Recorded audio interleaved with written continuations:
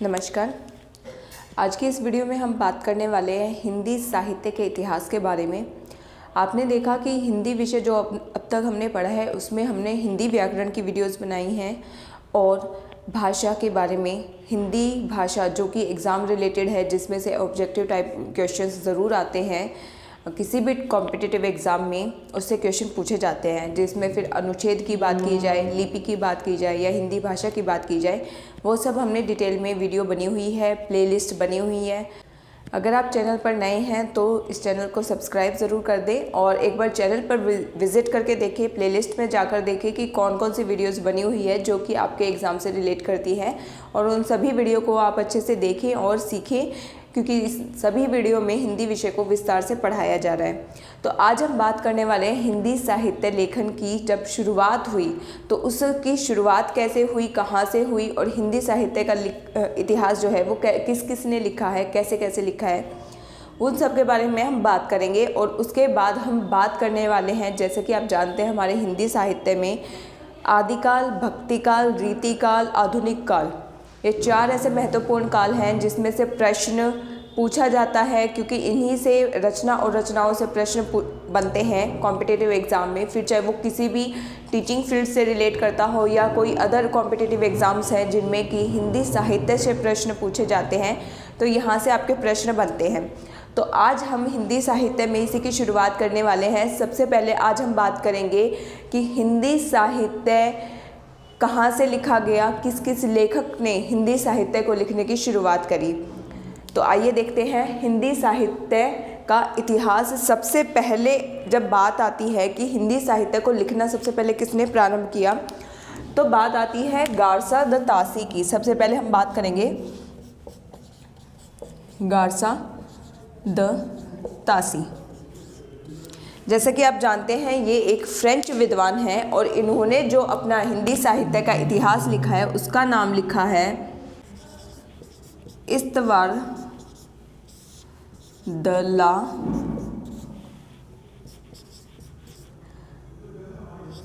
लिटरेच्यूर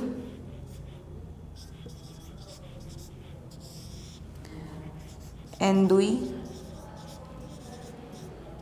हिंदुस्तानी।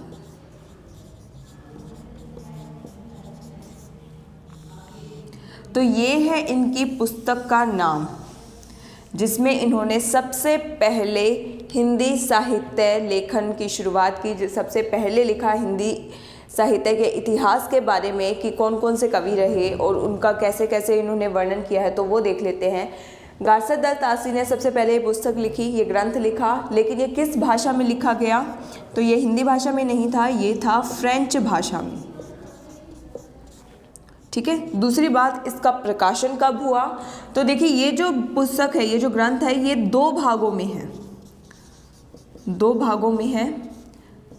पहले का प्रकाशन हुआ 1839 ईस्वी में और दूसरे भाग का प्रकाशन हुआ 1847 ईस्वी में।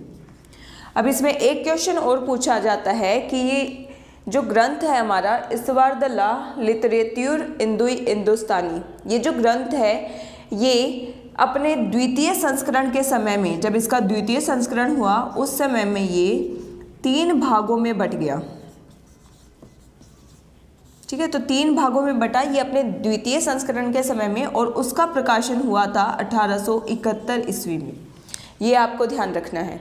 दूसरा, इसमें ये जो हिंदुई शब्द है इसका अर्थ लिया जाता है हिंदवी या फिर हिंदी से,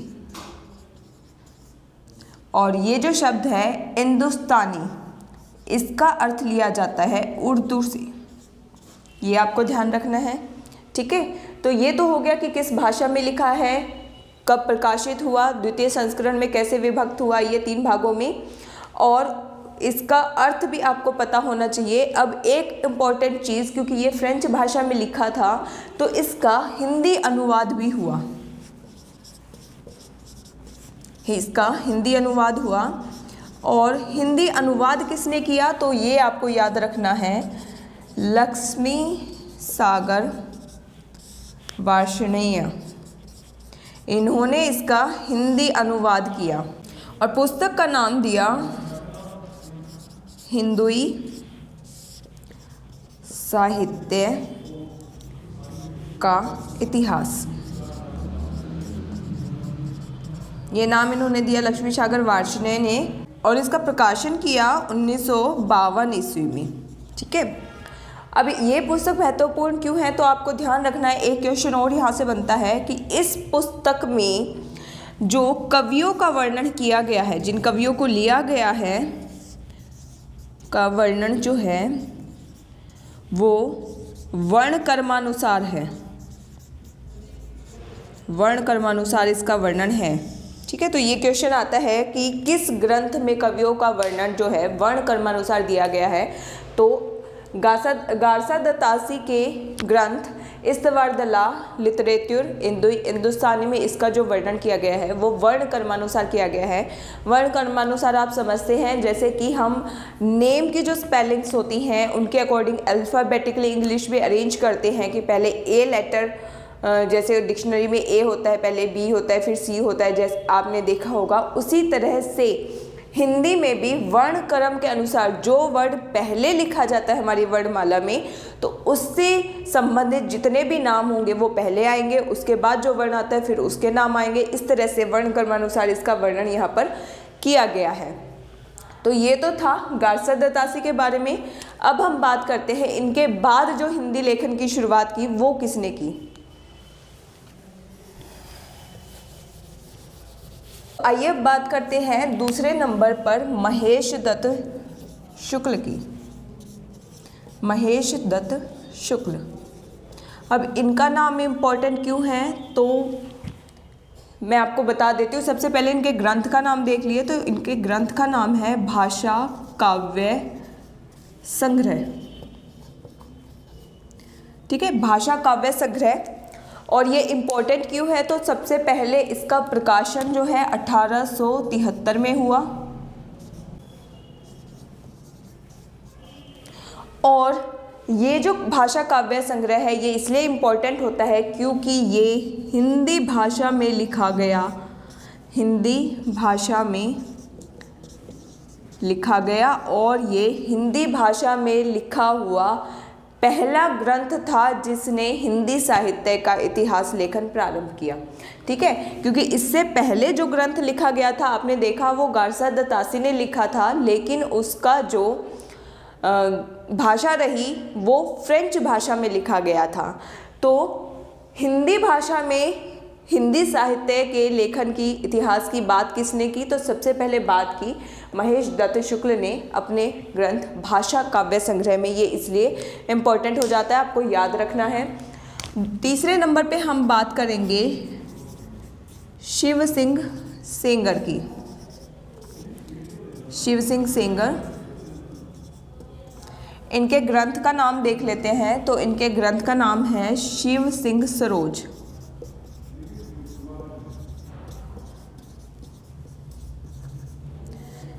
शिव सिंह सरोज। अब इसमें देखिए क्या इंपॉर्टेंट है, सबसे पहले इनका हमें प्रकाशन वर्ष याद रखना है, तो वो है 1883 ईस्वी। दूसरी बात, शिव सिंह सरोज जो है दूसरा हिंदी भाषा में, ये भी हिंदी भाषा में लिखा गया, तो हिंदी भाषा में लिखा गया दूसरा महत्वपूर्ण ग्रंथ है जिसने हिंदी साहित्य की बात की।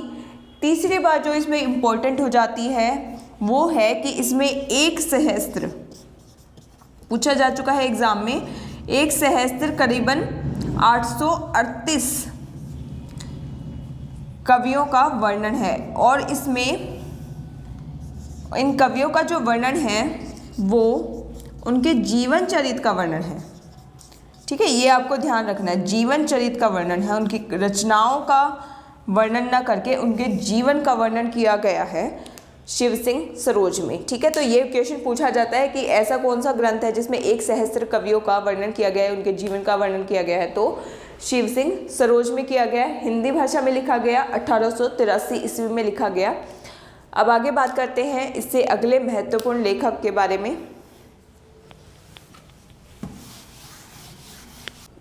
आइए बात करते हैं अब अगले महत्वपूर्ण लेखक गियर्सन की। गियर्सन ने जो अपना ग्रंथ लिखा है the modern vernacular literature of Hindustan.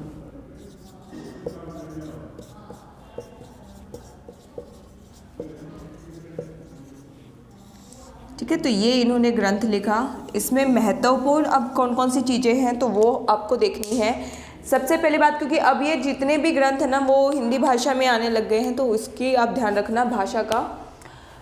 इसका जो प्रकाशन हुआ 1888 ईस्वी में हुआ। ठीक है, इसमें कितने कवियों का वर्णन हुआ तो 952 कवियों का वर्णन हुआ। पर एक चीज़ का ध्यान रखना है, इसमें जो कवियों का वर्णन हुआ है वो वर्ण कर्मानुसार ना होकर काल कर्मानुसार हुआ है। काल कर्मानुसार वर्णन हुआ है। अब काल कर्मानुसार वर्णन से क्या अर्थ लेते हैं तो मैं आपको बता दूं, कालक्रम यानी जब भी किसी का जन्म होता है उनके जन्म वर्ष के आधार पर उनका वर्णन है। यानी जिसका जन्म पहले हुआ पहले उसकी बारी आती है उसका वर्णन, उसके बाद अगले का, फिर अगले का, ऐसे काल कर्मानुसार इनका वर्णन किया गया है इस ग्रंथ में। इस ग्रंथ का जो हिंदी अनुवाद किया, ठीक है, इस ग्रंथ का हिंदी अनुवाद किया किशोरी लाल गुप्त ने।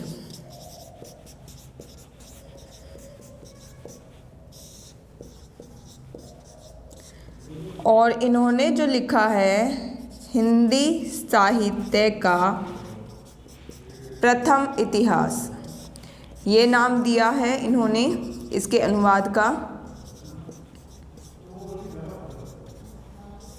इसके जो प्रकाशन वर्ष रहा वो रहा 1957 ईस्वी। अब इसमें एक चीज़ आपको ध्यान रखनी है, एक और महत्वपूर्ण बात है, वो ग्रंथ के बारे में ना होकर गियर्सन जी के बारे में है।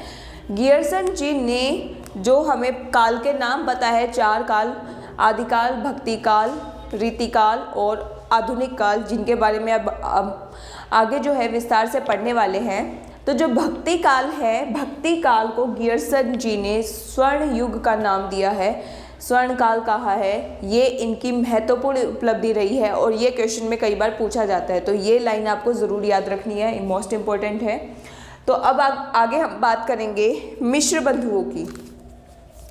यहीं पे मैं लिख देती हूँ नंबर 5 पे, मिश्र बंधु।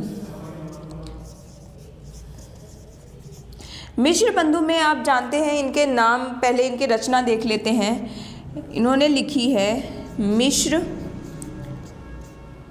बंधु विनोद। ठीक है, ये है इनके रचना का नाम। अब आप जानते हैं मिश्र बंधुओं में किस किस का नाम महत्वपूर्ण है तो गणेश बिहारी मिश्र,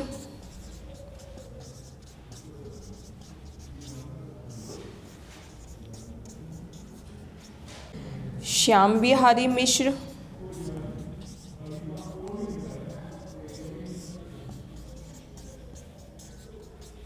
और सुखदेव बिहारी मिश्र।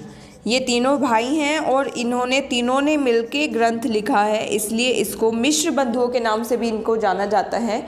ये तीनों नाम आपको याद रखने, ये भी कई बार एग्जाम में पूछे जाते हैं।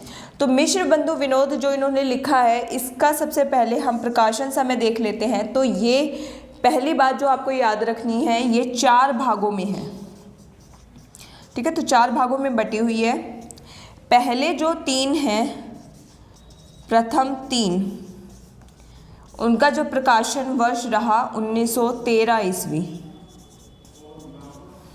और जो चतुर्थ जो भाग था इसका, उसका प्रकाशन रहा 1934 ईस्वी। ठीक है, ये होगा इसके प्रकाशन वर्ष। एक चीज़ और इसमें आपको याद रखनी है, जो इसमें 4591 कवियों का जीवन वृत्त है।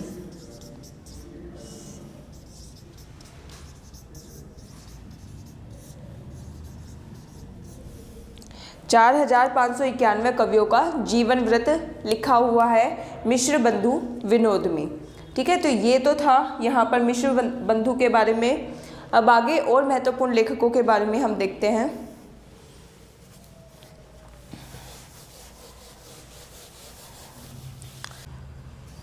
तो आइए बात करते हैं अब रामचंद्र शुक्ल की।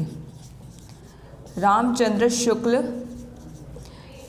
इनके ग्रंथ का जो नाम है वो है हिंदी साहित्य का इतिहास।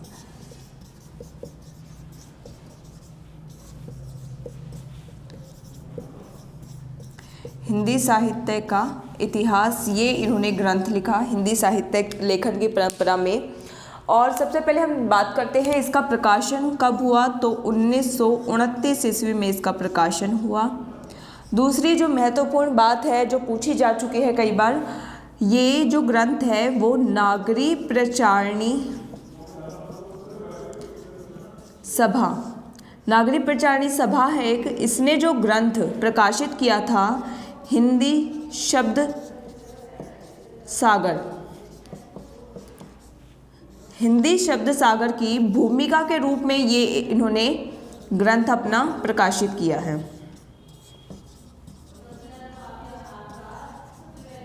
ठीक है, तो इन्होंने ये जो ग्रंथ लिखा है ये ग्रंथ किसके ऊपर निर्भर करता है, तो हिंदी शब्द सागर, उसकी भूमिका के रूप में इन्होंने अपना ये ग्रंथ लिखा जिसका प्रकाशन किया इन्होंने 1929 में। अगली जो इम्पोर्टेंट बात है इसमें 1000 कवियों और लेखकों, सिर्फ कवियों का ही नहीं बल्कि लेखकों का भी वर्णन है।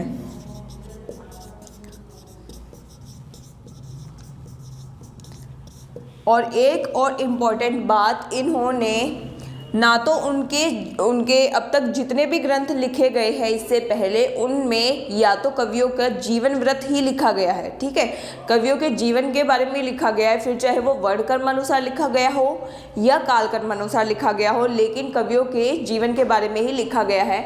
लेकिन रामचंद्र शुक्ल ने अपने हिंदी साहित्य के इतिहास में उनके जीवन वृत्त को इतना प्रमुखता नहीं दी, बल्कि प्रमुखता किसको दी, उनके साहित्यिक मूल्यांकन को,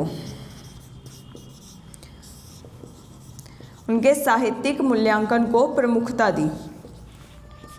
यानी इन्होंने जो कवियों का वर्णन किया है वो उनकी रचनाओं के आधार पर किया है, उन्होंने जो बात की है उनकी रचनाओं की बात की है। आगे एक और इम्पॉर्टेंट जो नोट आप अलग से बना सकते हैं, इन्होंने कवि व्रत संग्रह किसे कहा है, कवि व्रत संग्रह इम्पॉर्टेंट याद रखना है आपको। कवि व्रत संग्रह इन्होंने किसको कहा है, तो अभी तक जो आपने पढ़ा 3 लेखकों के बारे में,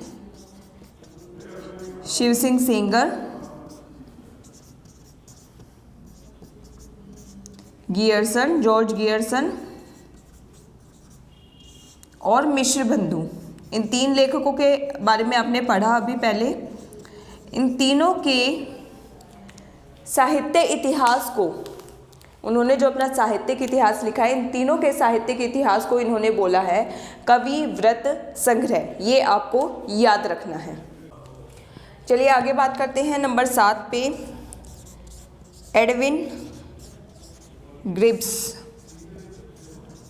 अब इन्होंने क्या योगदान दिया, तो इन्होंने जो अपना ग्रंथ लिखा है, इन्होंने अपना ग्रंथ लिखा है a sketch of Hindi literature.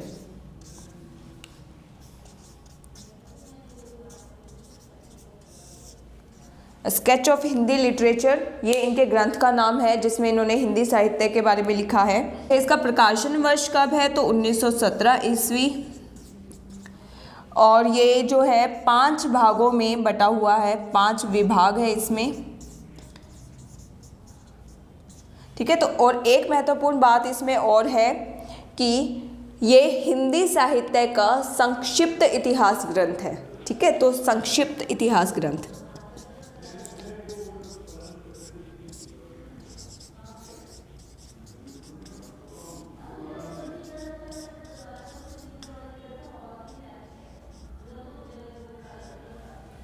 Hindi साहित्य का संक्षिप्त इतिहास ग्रंथ है, इसलिए आपको ये याद रखना है, क्योंकि पूछा जा सकता है कि हिंदी साहित्य का संक्षिप्त इतिहास ग्रंथ कौन सा है। या फिर ये तो पूछा ही जाता है हमेशा कि ये रचना किस लेखक की है या फिर इस लेखक ने कौन सी रचना लिखी है, ये क्वेश्चंस तो हमेशा बनते ही बनते हैं। तो आपको ध्यान रखना है, एडविन ग्रिप्स ने लिखा है a sketch of Hindi literature. अब आगे बात करेंगे नए लेखक की।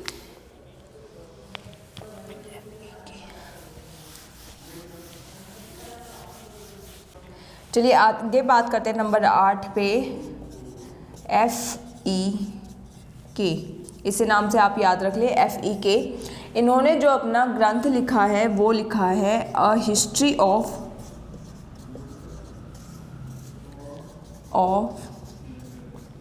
हिंदी लिटरेचर।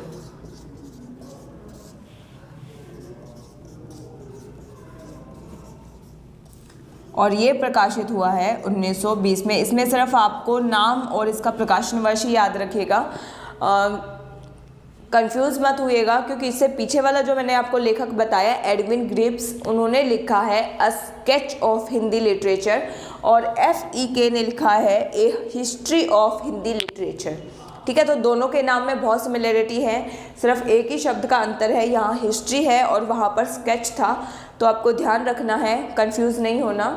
आगे हम बात करेंगे नंबर 9 पे, मौलवी करीमुद्दीन की। इन्होंने जो ग्रंथ लिखा है तज़किरा ई शुअराई हिंदी, 1848 ईस्वी में इन्होंने लिखा है। इसमें भी बस आप नाम और लेखक का नाम याद रख ले, ठीक है, इतना बहुत है। आगे हम बात करेंगे आचार्य हजारी प्रसाद द्विवेदी की। आचार्य हजारी प्रसाद द्विवेदी से एक क्वेश्चन तो एग्जाम में हमेशा मिलता ही है। हजारी प्रसाद द्विवेदी, इन्होंने 3 ग्रंथ लिखे हैं, तीनों आपको ध्यान रखने हैं। हिंदी साहित्य की भूमिका। अच्छा बताइए, हिंदी साहित्य का इतिहास किसने लिखा है? अभी थोड़ी देर पहले ही आपको बताया मैंने। तो इन्होंने लिखा है हिंदी साहित्य की भूमिका 1940 में। अगला जो ग्रंथ लिखा है हिंदी साहित्य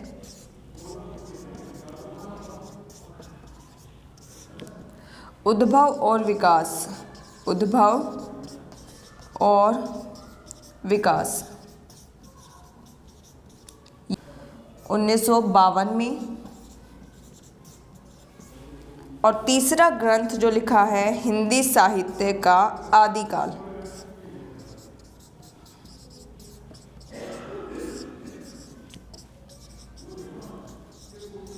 अगर थोड़ी बैकग्राउंड वॉइस आ रही है तो आप प्लीज़ उसको मैनेज करें, क्योंकि मैं 1952 ईस्वी में।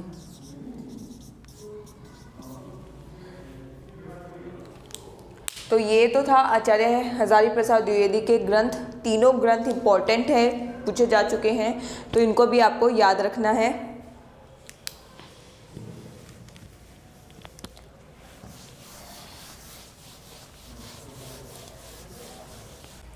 आइए अब आगे बात करते हैं डॉक्टर राम कुमार वर्मा की।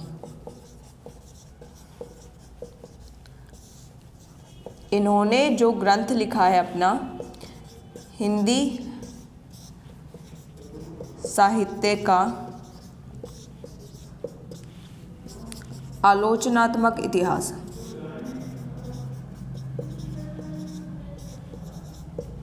ठीक है, तो इन्होंने लिखा है हिंदी साहित्य का आलोचनात्मक इतिहास। इस ग्रंथ का जो प्रकाशन वर्ष है 1938 ईस्वी। इसमें आपको ध्यान रखना है कि इसमें जो वर्णन किया गया है वो 693 ईस्वी से 1693 ईस्वी तक के समय का, सिर्फ इसी समय का इन्होंने वर्णन किया है। 693 से 1693 ईस्वी के समय जितने भी कवि लेखक जो रहे हैं, जो उनकी रचनाएं रही हैं, उन्हीं का वर्णन इन्होंने किया है। और उस समय को, इस समय को कहा जाता है गांधी काल से भक्ति काल, ठीक है, तो ये जो समय था संधि काल से भक्ति काल तक का समय था जिसका इन्होंने वर्णन किया। एक चीज़ और ध्यान रख सकते हैं आप कि 693 ईस्वी में स्वयंभू, अब स्वयंभू जो है आप जानते हैं अपभ्रंश भाषा के प्रथम कवि हैं। ये स्वयंभू अपभ्रंश भाषा के प्रथम कवि है, लेकिन रामकुमार वर्मा ने इन्हें हिंदी का प्रथम कवि माना है और इसी वजह से उन्होंने जो अपने इस ग्रंथ की शुरुआत की है उसमें स्वयंभू से शुरुआत की है, उनके ग्रंथों से शुरुआत की है, क्योंकि ये इन्हें हिंदी का प्रथम कवि मानते हैं, तो यहाँ से इन्होंने शुरुआत की है। ये तो था रामकुमार वर्मा जी के बारे में। तो आज की इस वीडियो में यहीं तक। इससे अगली वीडियो में जो हम बात करेंगे और भी महत्वपूर्ण जो हिंदी साहित्य का इतिहास जिन ग्रंथों में लिखा गया है, जिन रचनाकारों ने लिखा है, तो उनके रचनाकारों के नाम, उनके ग्रंथ के नाम और उनके प्रकाशन वर्ष के बारे में देखेंगे हम इससे अगली वीडियो में। और उसके आगे जो वीडियो आएगी उसमें हम बात करेंगे आदिकाल के नामकरण के बारे में तथा हिंदी साहित्य का जो क्रम रहा है, जो काल रहा है, आदिकाल, भक्तिकाल, रीतिकाल और आधुनिक काल का जो समय रहा है उसके बारे में हम बात करेंगे उससे नेक्स्ट वीडियो में। तो आज के लिए इतना ही, धन्यवाद।